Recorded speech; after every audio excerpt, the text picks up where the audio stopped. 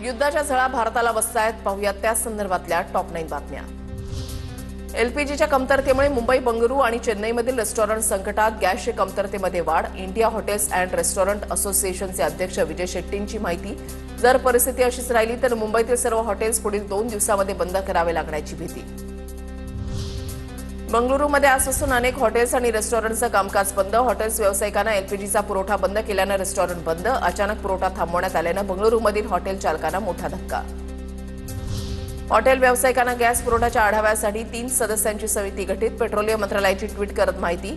तर एलपीजी उत्पादन वाढवण्यासाठी आणि अतिरिक्त उत्पादनाचा वापर घरगुती एलपीजी वापरासाठी करण्याचे तेल शुद्धीकरण कारखान्यांना आदेश। आहार संघटनेची आज सकाळी 11 वाजता मंत्री भुजबळांसोबत बैठक। आहार संघटनेचे सुनील शेट्टींची माहिती। आखाती देशातील युद्धामुळे झालेल्या एलपीजी गॅस तुटवड्याबाबत बैठक असल्याची माहिती। छत्रपती संभाजीनगरमधील औद्योगिक क्षेत्राला गॅस टंचाईचा मोठा फटका। गॅस पुरवठा बंद झाल्यानं 5 मोठे उद्योग बंद करण्याची वेळ। औद्योगिक क्षेत्राला दररोज 250 ते 300 मेट्रिक टन गॅसची गरज। तातडीनं गॅस पुरवठा सुरू करून उद्योगांना मदत करावी, संघटनांची मागणी। ऐन रमजानच्या खजुराच्या किमती भडकल्या।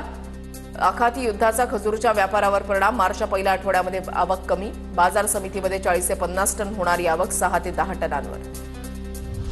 राखीव पेट्रोलियम साठा खुला करण्यास भारताकडून स्पष्ट नकार। क्रूड ऑइलवरून केंद्र सरकारचा मोठा निर्णय। आंतरराष्ट्रीय ऊर्जा एजन्सीकडून राखीव साठे खुले करण्याचं आवाहन करण्यात आलं होतं।